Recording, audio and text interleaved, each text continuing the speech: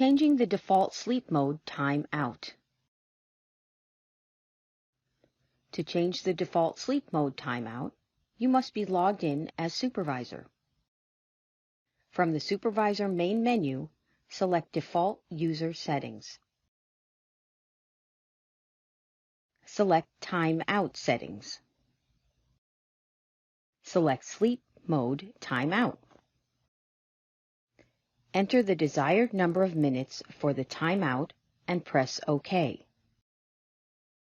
Press the Sleep Wake button twice to exit the Supervisor menu.